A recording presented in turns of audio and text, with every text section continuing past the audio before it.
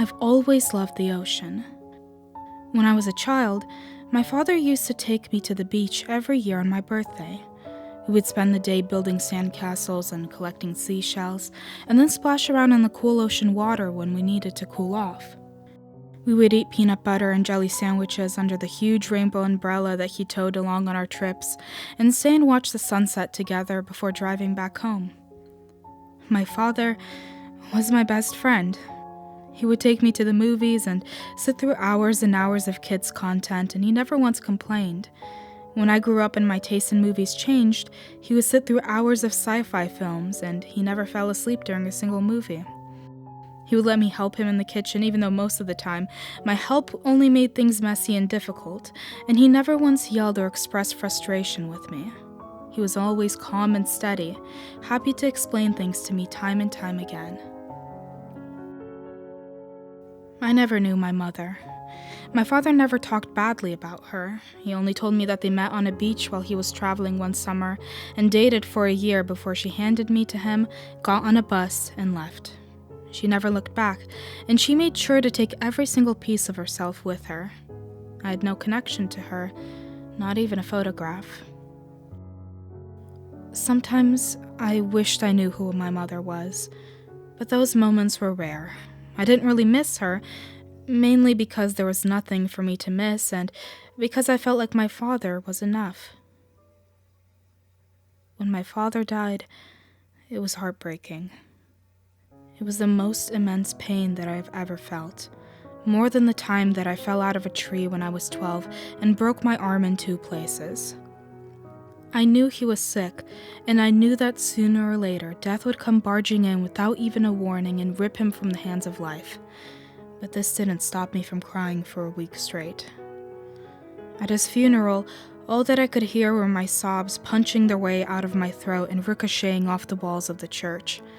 I tried to stop them from putting him into the ground, and I vividly remember my uncles holding me back as I watched them lower my father into the earth. Within a few weeks, the area was covered in vibrant green grass, and the only proof that he was ever even there was a marble plaque with his name on it. Julian Miller, beloved father. I would visit him every week. I didn't bring flowers because I knew that he wouldn't like that. After a while, I started to bake things with the recipes he had taught me and brought them with me to eat while I visited. I figured that if he was somehow watching over me, he would be happy to know that I had finally perfected his apple pie. My first birthday after his death was the first year that I didn't go to the beach. It was too much for me, and I knew that it would never be the same. From then on, I would be celebrating my birthday alone. And the ocean looks a lot scarier when you're alone. I couldn't just forget about it, though. I could never forget the beach, or the smell of the ocean, or the taste of peanut butter on my tongue and the feeling of the bread sticking to the roof of my mouth while I sat under the large umbrella.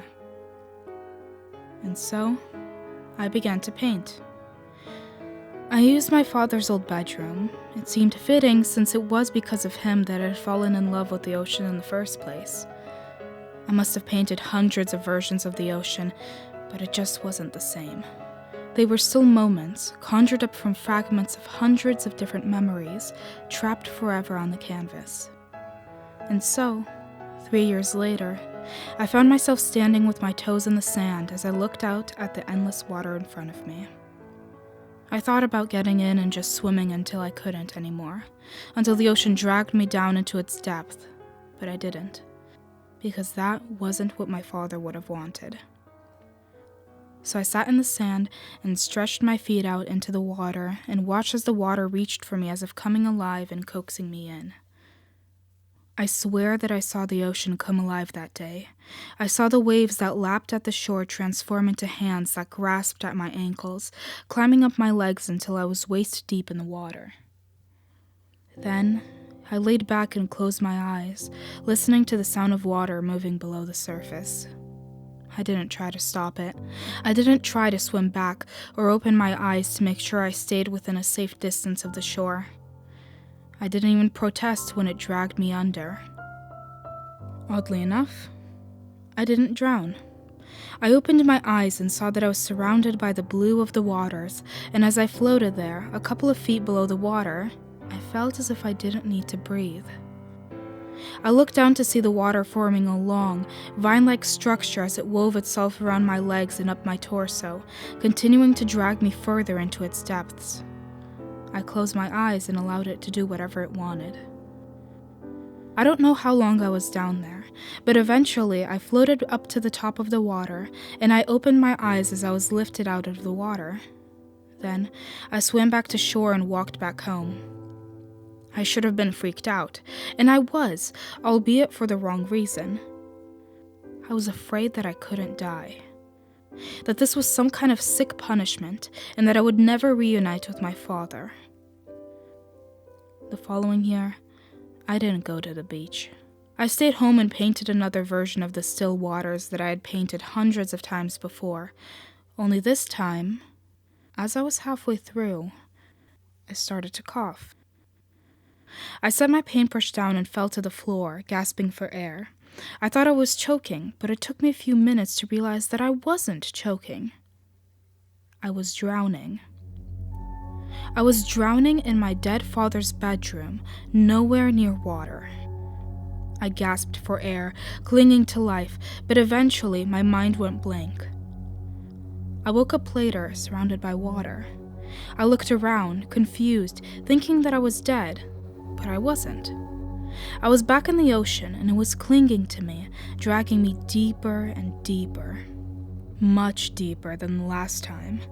I started to freak out this time, and I tried to swim up, but the water tightened around my body and yanked me down firmly.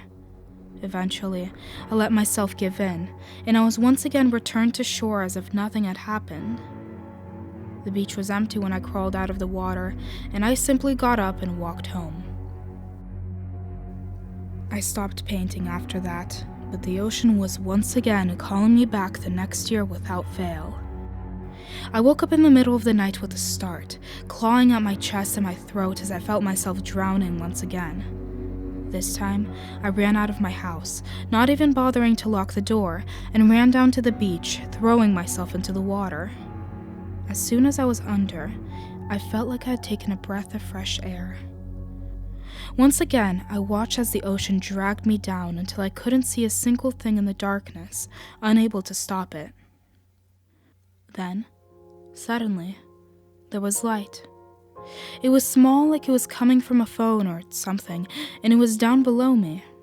I stared at it as it got closer, growing larger. I was unable to tell if the ocean was dragging me deeper or if the light was moving towards me. It got closer and closer until it illuminated the entire area around me. I looked around, glancing up, and realized that I couldn't even see the moonlight shining through the water anymore. I floated in place, in the silence, until I heard the sound of something moving through the water somewhere to my left. I looked in that direction until I saw it. A creature that appeared to be made of water, although it looked different than the water that I was surrounded by. It was a lot darker than the water around me, almost black, and had the face of a human with a long torso with 4 long, tentacle-like arms on either side of it.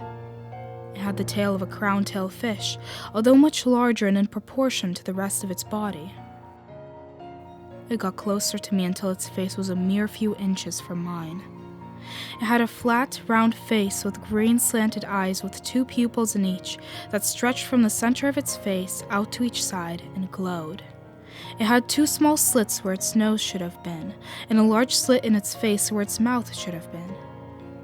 It stared at me intently for a few seconds, and I tried to swim up, but I couldn't escape the ocean's grasp.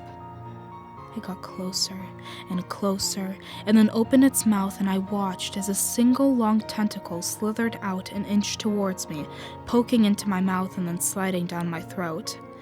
I gagged at the salty, bitter taste in my mouth and tried to squirm away without success. After a few seconds, it slid back out, and the creature swam away, and I was once again lifted to the top of the waters and carried to the shore. I walked away from the ocean and went back home, shaking in fear. The bitter taste lingered in my mouth for 2 days. I started painting the creature in all its horridness, finding myself suddenly afraid of the ocean and of the fact that it seemed I would never be able to avoid it again. I tried to wait out the drowning feeling and tried tying myself down, but I always found myself in the ocean.